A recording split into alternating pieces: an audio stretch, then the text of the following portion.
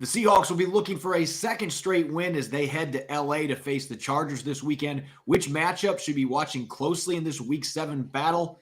We'll be breaking it all down on our Matchup Wednesday edition of Locked On Seahawks. You are Locked On Seahawks, your daily Seattle Seahawks podcast. Part of the Locked On Podcast Network, your team every day.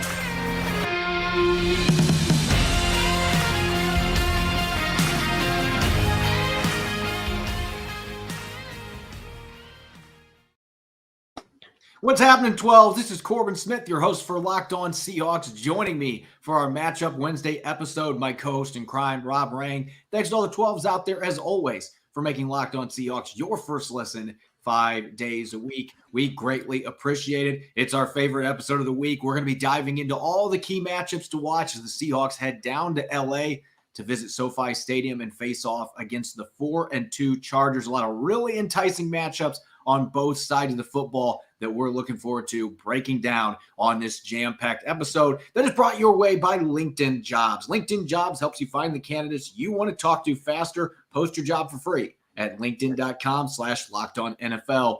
Now for your lead story here on Locked On Seahawks. Over the last 4 or 5 weeks, I guess you could argue for the entire season up to this point, few cornerbacks have been better than rookie Tariq Woolen, and now the NFL is taking notice. Today, Woolen announced as the NFC Defensive Player of the Week for Week 6. Obviously, there were some other really good performances around the league, but Woolen had that interception on Khalil Mack in Sunday's win over the Cardinals, also recovered a fumble, had 5 tackles, no missed tackles, another splendid performance from the 5th-round pick out of UTSA. And again, as I mentioned, Rob, the league is taking notice here. This is a big deal to me, a 5th-round pick winning Defensive Player of the Week when there were a lot of other worthy candidates out there. Clearly, his name is on the radar, not just in Seattle at this point. Yeah, that's what's spectacular is that I think that we anticipated that there might be some type of NFL acknowledgement after this splashy performance, but to be the defensive player of the week, not the rookie of the week, but the NFL defensive player of the week, or excuse me, NFC defensive player of the week, really is an acknowledgement to what Tariq Woolen has been able to do to this point. For those of you watching on YouTube, you can read the statistics here, but the 4th straight game with an interception, that is, tying a Seahawk record with that mark. The first rookie since 1970 with back-to-back games with an interception and a fumble recovery.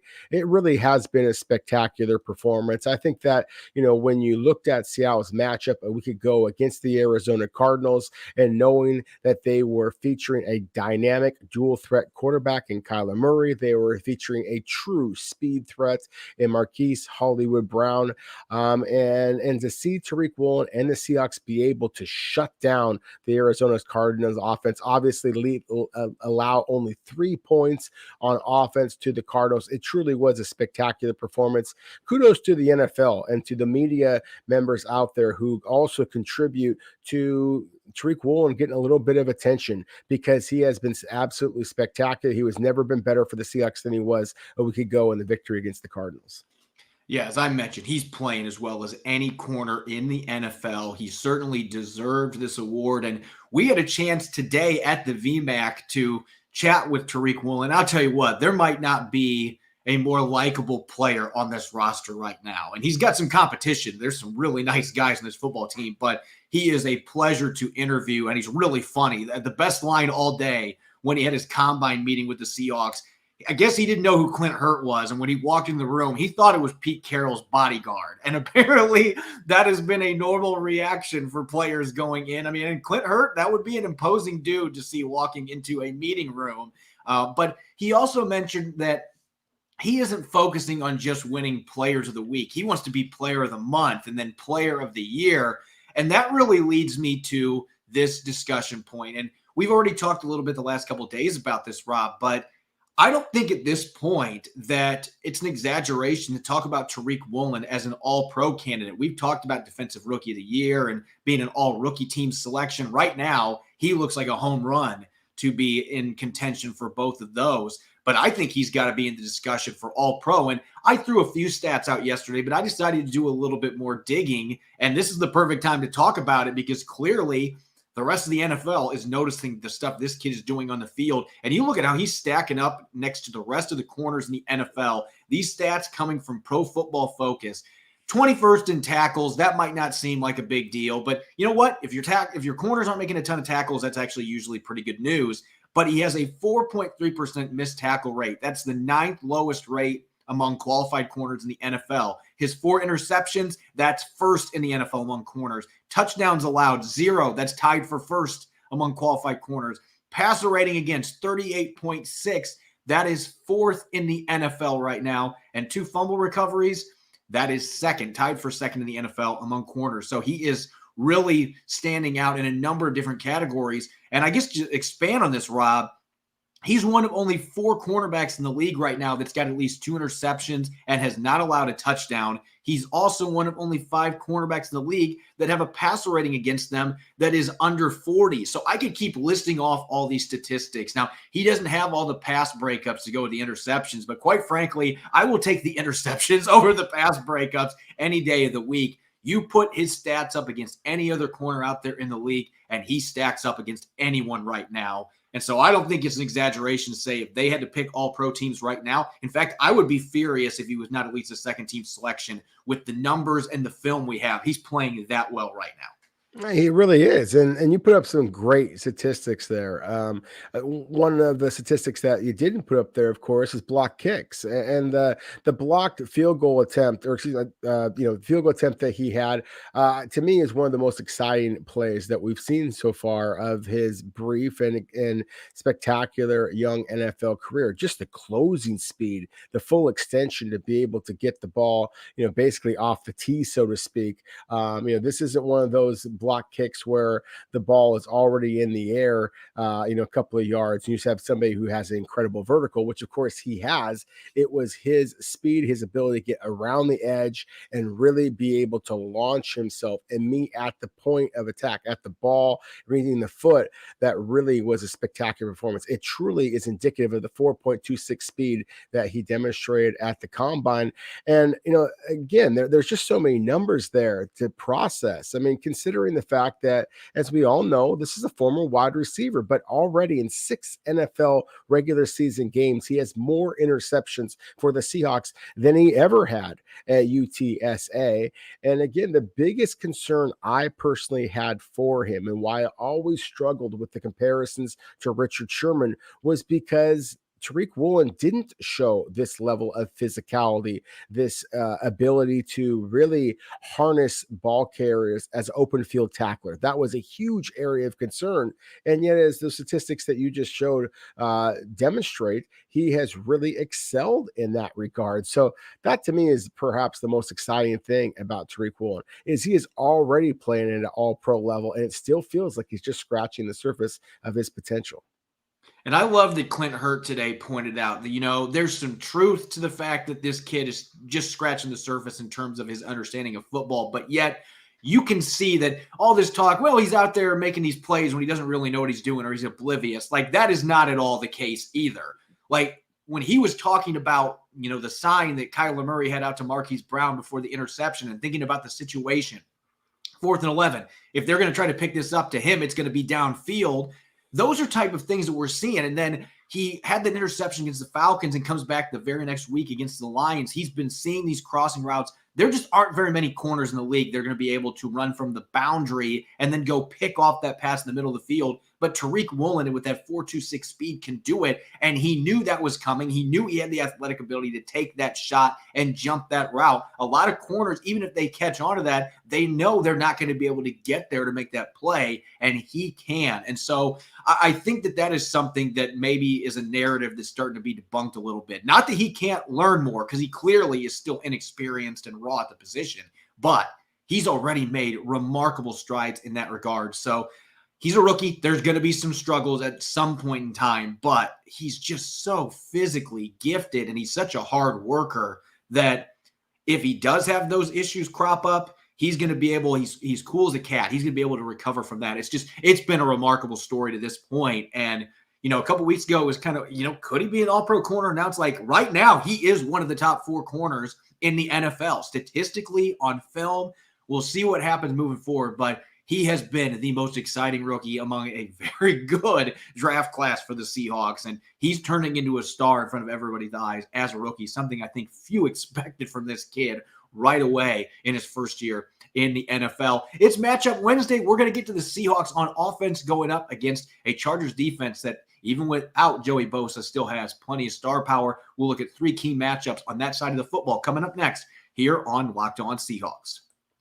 As you gear up for the fall, you need the right people on your team to help your small business fire on all cylinders. LinkedIn Jobs is here to make it easier to find the people you want to talk to faster and for free. As a former site manager and current podcast host, I've made plenty of hires over the years, and LinkedIn has always been a go-to for me to find the top candidates in sports media. Create a free job post in minutes on LinkedIn Jobs to reach your network and beyond to the world's largest professional network with over 810 million people. Add your job in the purple hashtag hiring frame to your LinkedIn profile to spread the word that you're hiring so your network can help you find the right people to hire. They've got simple tools like screening questions that make it easy to focus on all the candidates with the right skills and experience so you can quickly prioritize who you'd like to interview and hire. It's why small businesses rate LinkedIn Jobs #1 in delivering quality hires versus leading competitors. LinkedIn Jobs helps you find the candidates you want to talk to faster. Did you know every week nearly 40 million job seekers visit LinkedIn? Post your job for free at linkedin.com/LockedOnNFL. Again, that's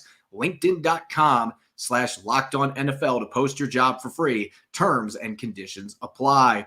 You're listening to the Matchup Wednesday edition of Locked On Seahawks. I'm your host, Corbin Smith. Joining me as always, my co-host in crime, Rob Rang. Thanks to the 12s for taking the time to make Locked On Seahawks your first listen 5 days a week. And make sure to check out the Key Prediction Show every Friday on Locked On NFL. Locked On's local experts, they give you the inside scoop on the 5 biggest games of the upcoming NFL weekend, including Sunday and Monday Night Football, plus betting advice from the field's leading experts at BetOnline. Follow NFL Key Predictions every Friday on Locked On NFL. It's available on the Odyssey app, YouTube, and wherever you get your podcasts. It's Matchup Wednesday. It's time for us to start diving in deep to this matchup coming up on Sunday, a much anticipated one. The Chargers at 4-2. They're right there with the Kansas City Chiefs in the AFC West, and to an extent, they've kind of been disappointing compared to what expectations were, but yet the record is still pretty darn good, and the Seahawks, they're flying high after their divisional win over the Cardinals to get back to 500. They're tied for first place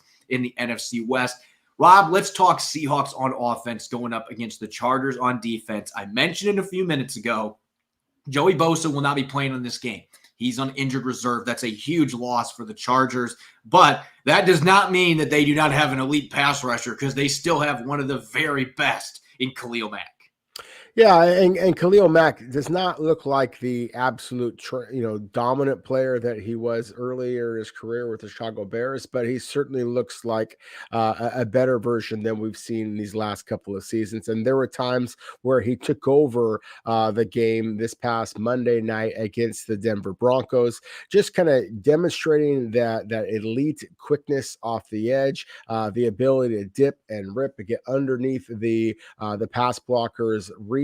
And then just the bull rush, that to me is the most concerning thing, considering that's something that both Charles Cross and Abe Lucas have both struggled with. And I mentioned both rookie tackles because that's one of the things that the Chargers have done a great job of, is moving Mack from both sides. And then, oh, by the way, the Chargers also have a very good player, a very versatile player in Kyle Van Noy, who can rush upfield, also can drop back into coverage. They've got a guy in Chris Rumpf that actually reminds me a little bit of Darrell Taylor, in that he doesn't necessarily have the power in his lower half to be that full-fledged force at the edge, but he certainly can get upfield. And again, this is a home game for the Chargers, and they're going to be able to get their crowd going. So perhaps the speed rush of Chris Rumpf might be able to give the Seahawks some troubles as well. So as you said, Corbin, the Chargers don't have Joey Bosa, but this is still one of the more formidable pass rushes that the Seahawks have seen so far this season. And I think one area that I'll disagree with you a little bit, and I would have agreed with you before Khalil Mack got traded to the Chargers, but I think he looks every bit like the player that was an MVP caliber player with the Raiders and early in his tenure with the Chicago Bears. I mean, he is a absolute menace right now. And he doesn't have Joey Bosa getting all the attention on the other side to help him out. And he's still getting sacks. He's still getting forced fumbles, quarterback hits. And he's always been a very good run defender to go with that. And so I still think he's one of the very best edge guys out there. He had some injuries that limit him to just 7 games last year for the Bears. But at 31, he is still very much a force. And the fact that he can win with power as well as speed, that is worrisome going into this game. It could be worse if Joey Bosa was playing, but you still got to deal with Khalil Mack, who, by the way, has had some very good games in his career against the Seattle Seahawks. The second matchup that jumps out to me, I think you could say maybe the Chargers have the advantage even without Joey Bosa, but there's an area I think the Seahawks can absolutely take advantage of with this Chargers defense, and that is Ken Walker III and DJ Dallas going up against Kenneth Murray and Drew Tranquill. Tranquill being a player that played at Notre Dame. He's from the Fort Wayne area. He played with one of the rival schools that I played against in high school. So kind of a small world, but those two linebackers have had major issues defending the run this year. We just saw what Ken Walker III did against a Cardinals defense that has been decent, not great, but decent against the run this year. He's got almost 250 rushing yards already in limited action. And really, he's been kind of like Maurice Jones-Drew to an extent. He's that kind of got that pocket Hercules thing going on where he's just bouncing off guys, breaking tackles, low to the ground. I just look at the Chargers' issues that they have had stopping the run. They're giving up a league-high 5.6 yards per carry. The big problem has been the play of the linebackers. Tranquill by himself this year, according to Pro Football Focus, has 10 missed tackles. He is a pass rushing threat. He's a really good blitzer. Russell Wilson figured that out on Monday night. He's got good coverage skills. He's a really smooth athlete, but he is not a very good run defender, and he can physically be overpowered, especially if linemen get to the second level. And Murray has really had a rough season and hasn't lived up to expectations since coming out of Oklahoma. That is an area that the Seahawks can absolutely exploit with both their running backs. I can see DJ Dallas having success against this team with his physicality between the tackles. This is a game Seattle should be able to run the football. They should. Considering how well Ken Walker III looked a week ago, and the fact that the Chargers, as you mentioned, have statistically really struggled against the run. And let's face it, I mean, there's a lot of teams out there. That is the MO. That's how you stop the Chargers. You got to keep Justin Herbert off the field.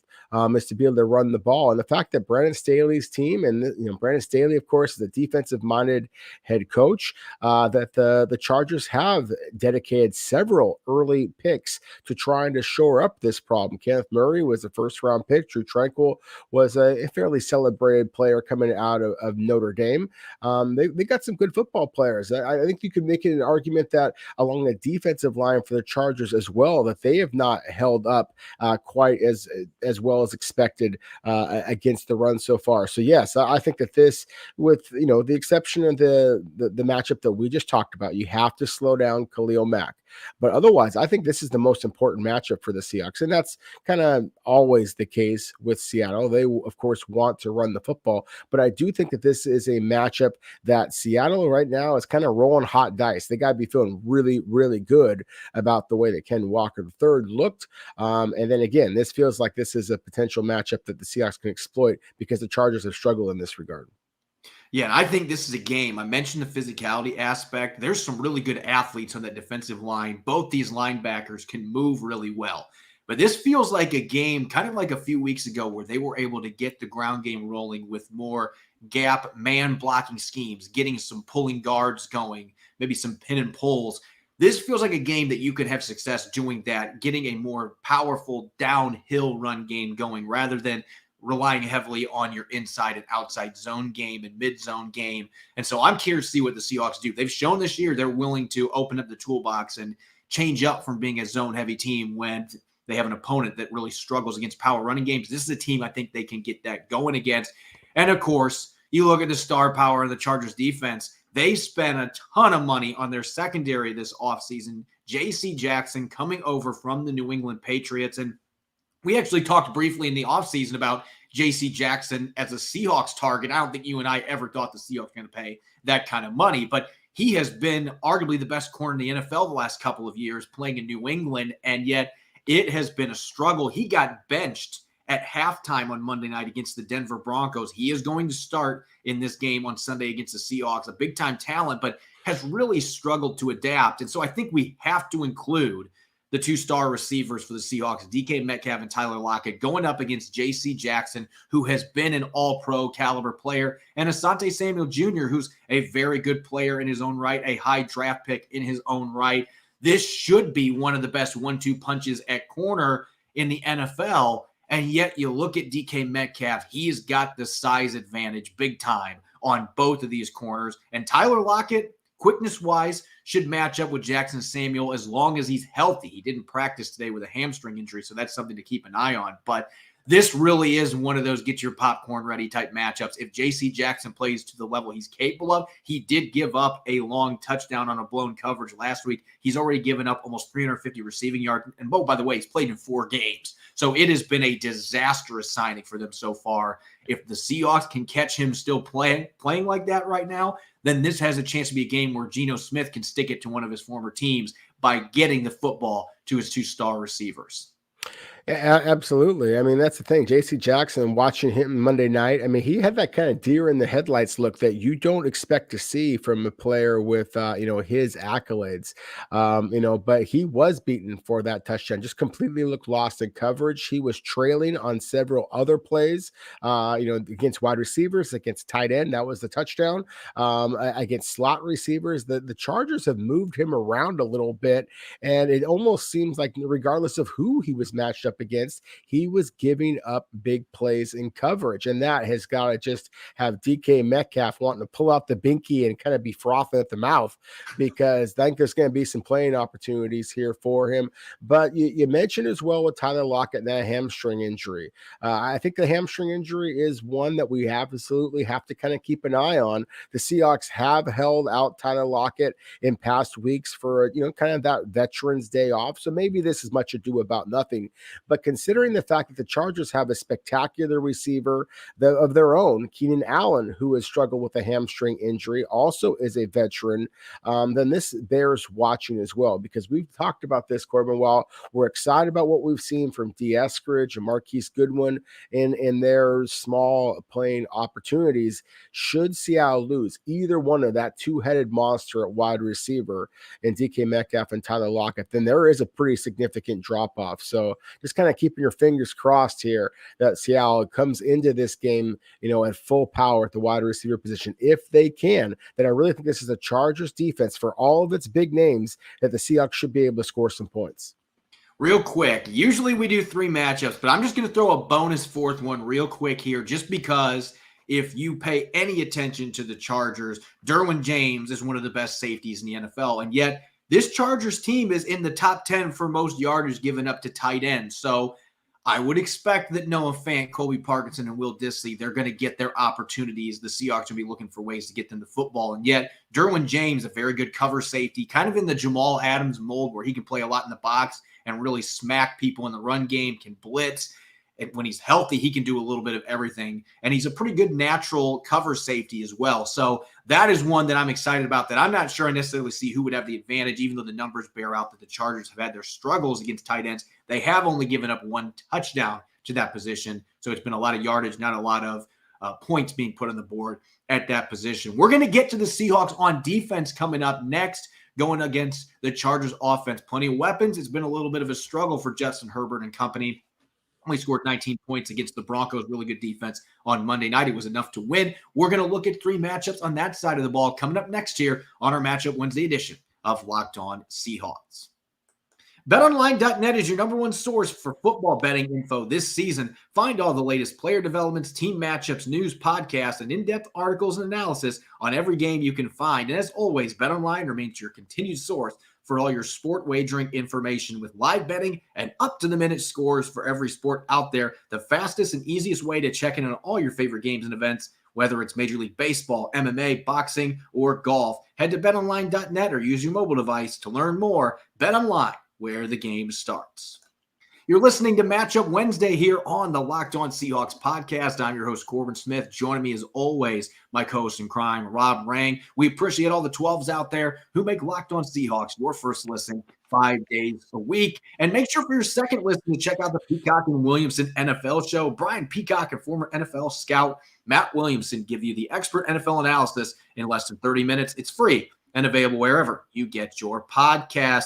Continuing Matchup Wednesday, we just looked at the Seahawks on offense, 3 matchups going up against the Chargers on defense. And very much the same for the Chargers on the offensive side of the football, Rob. This team, when healthy, has as much talent as anything on the offensive side of the football, and yet they have been ravaged by injuries, particularly on the offensive line. And that kind of creates a little bit of intrigue going into this game on Sunday because a few of those guys might be back and they might not be. So there's going to be some asterisk to some of these matchups. Yeah, I think one of the ones that we kind of got to look at, we know that Rashawn Slater, the left tackle, is not going to be available for the Chargers. And so that means it's very likely to be the rookie Jamari Sawyer. This is a guy who was a 6th-round pick for the Chargers. Now, he did come from the University of Georgia, the national champions. He was the left tackle there, and he played fairly well against Denver. But at the same time, he is going to be going up likely Uchenna Nwosu, who is coming back to the Chargers. You know he wants some payback. He's been Seattle's most consistent, albeit, with the exception of Tariq Woolen, perhaps. But I think that Uchenna Nwosu has been Seattle's certainly most consistent of their front 7 defenders this year, certainly their most physical and playmaker of that bunch. So I'm really excited about that matchup. And I think on the other side, Trey Pipkins, a big right tackle, a guy that might be vulnerable to a pass rush, especially with the speed that we've seen Darrell Taylor flash. I think that Taylor is right on the verge of having a big time performance. And while on the subject of the offensive line, I think that we have to talk at the center position. The Chargers have one of the best centers in the league in Corey Linsley, a player that the Seahawks were very interested when he was a free agent from Green Bay a couple of years ago. He missed the Monday night game. At least it was listed as food poisoning, but it's now been 4 or 5 days. And so there's been all kinds of conjecture what's going on with Corey Linsley. Should he not be available, then it would be Will Clapp. And Will Clapp went down with an injury against Denver, and that pushed in Brendan James, a player who played mostly tackle and guard at Nebraska a couple of years ago. He is not the most powerful guy at the point of attack for that center position. And that, again, has got to be really exciting for the Seahawks. Not just their edge rushers, but you get Big Al Woods and Brian Monet and the power that both of them have demonstrated going head-on-head with Linsley, who even if he's healthy, he's still an undersized kind of a guy. There's not going to be a lot of games, Corbin, where I'm going to say that I think the Seahawks have the advantage with their front defensively because they still have the statistics to back it up. And the Chargers have all kinds of big names. But this might be one of those games in which Seattle might be able to physically just maul a Chargers offensive line and get a lot of pressure on Justin Herbert. Obviously, the biggest question mark there is Linsley, because if he returns to practice the next day or two when he's ready to go, then you are talking about one of the top 2 or 3 centers in the NFL, an all-pro caliber player that would immediately make the Chargers offensive line 10 times better. But the tackles, the numbers are decent, but I'm with you. Both these guys are big-bodied tackles that more, at least in the case of Sawyer, more resemble a guard. And it feels like Uchenna Nwosu, with what he's been able to do so far this year, winning with power and speed, his savvy, that would be a matchup that would heavily lean towards the Seahawks, especially with his knowledge of the Chargers, having played for them for the last 4 years. That would be a big advantage for him. On the other side, Pipkins going against Darrell Taylor, who is coming on easily his best game of the season. He's going to be playing that situational edge rusher role. Boye Mafe playing over there. His athleticism could give Pipkins a lot of problems as well. So I do think that this is a game with the Chargers not being close to full strength in their offensive line, that their front 7, at least those front 5, can really get after the quarterback. Herbert was under duress with the Broncos, and they're missing some pieces. Randy Gregory's out. They've got a couple other players banged up. The Seahawks are full strength along the defensive line. Al Woods coming back to practice today. You've got Monet playing well. The edge rushers had a great game against the Cardinals. This feels like a matchup that really is leaning towards the Seahawks if they can build off their momentum for Sunday. A matchup that worries me, though, is in the backfield. And We know the documented history for the Seahawks, Rob, going against Alvin Kamara, a player who is a dynamic receiver just as much as a running back. Austin Eckler is of that same mold, a less distinguished, less known commodity that does a lot of damage. 261 receiving yards. He leads the Chargers in receptions. He has 349 rushing yards. He's averaging almost 5 yards per carry, and he's got 6 total touchdowns. We know how much this Seahawks defense has struggled defending the run up until this last game against the Cardinals, who were missing their top 2 running backs, and they were missing some offensive linemen. The line situation is worth monitoring here, but Eckler is the kind of weapon that has given the Seahawks fits, whether it's defending screens, defending the running back out of the backfield, going out in the slot, and he's a very good running back to go on top of it. Eckler might be the player on the Chargers away from their quarterback, Justin Herbert, that worries me the most going into this game. And Jordan Brooks, Cody Barton's going to play a lot more snaps than he did last week against this team. The type of offense that the Chargers run, he is going to have to step his game up. You can't have a performance like he had against the Falcons in week 3 or in week 4, the game against the Lions. He's got to play much better, or they're going to get eaten alive by Austin Eckler and Sony Michel. They got a nice 1-2 punch there. They've got another running back as well in Kelly that can be a real difference maker as well in the passing game. This is worrisome considering the struggles the Seahawks have had most of the season. Yeah, I think that when you look at last week's performance against the Arizona Cardinals, and you think, okay, Seattle's defense has flipped the switch and now they are dominant. Well, as you just mentioned, the Cardinals really had their struggles in just terms of the depth chart at the running back position due to injuries. And now you are facing a terrific Chargers team in all of the different talents that they have at the running back position. This is going to sound almost sacrilegious, considering that I think that Justin Herbert is one of the elite young quarterbacks in all of the NFL. But I'm with you.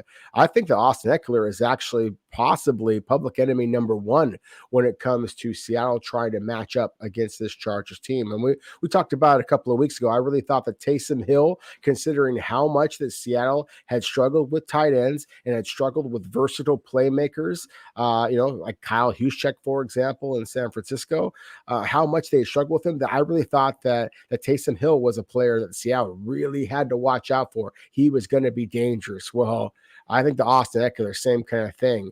Clint Hurt, whether he be Seattle's defensive coordinator or just Pete Carroll's bodyguard, that he is going to be somebody that perhaps is going to be, staying up late at night and struggling to sleep a little bit, just trying to figure out a way to slow down Austin Eckler in terms of his quickness, in terms of his power. The touchdown he had against the Denver Broncos, I mean, he was hit in the backfield and then rumbled ahead 10 yards to get the touchdown for the Chargers. I mean, that was just not a kind of a run that you expect to see for a guy who is at least listed at 5'10", 210 pounds, but it's almost all in his thighs. I mean, this guy is so powerful, so quick. He's very similar in a lot of ways to Ken Walker III, except he is an established player at this point, not a rookie just going into his second career start. So to me, this is the matchup to watch for the Seahawks on the defensive side of the ball.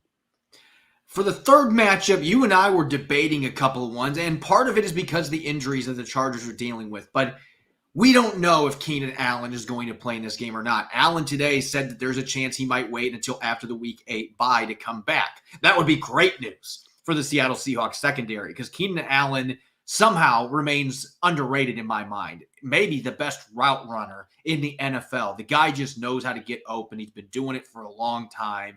Consistent production regardless of who the quarterback has been, and he is the number 1 target for Justin Herbert, and they've been missing him out there dealing with a hamstring injury.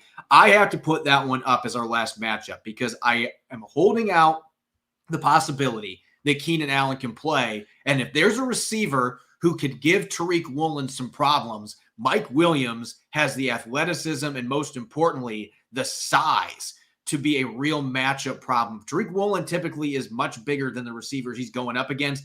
He would not have that advantage going against Mike Williams, who's got 409 receiving yards this year, only 2 touchdowns, but we saw him tiptoeing along the sidelines. I think he made a catch on Monday night that they ruled incomplete. I thought both feet were in bounds. This guy is a really smooth athlete with great balance, and you just don't see many receivers of his size that bring that to the table. He's had some injuries, but I think that Tariq Woolen against him would be a lot of fun to watch. And Kobe Bryant in the slot going against Keenan Allen, who can play outside and inside. He's just such a crafty route runner wherever you put him on the field. Super reliable target with glue for hands. That would be maybe the toughest matchup that Kobe Bryant has had since he's become the starting slot corner. And so that would be a huge challenge for him. But that is a big asterisk here because we don't know if Keenan Allen is going to play or not. If he doesn't, there's a big drop-off for the rest of the Chargers receivers.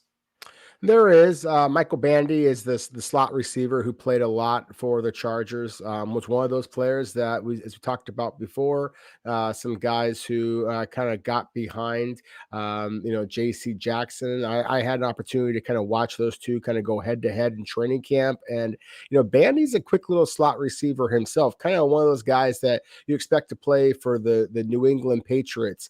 One of those type of short, quick, very reliable hands kind of receivers. So to me, he is that kind of a guy.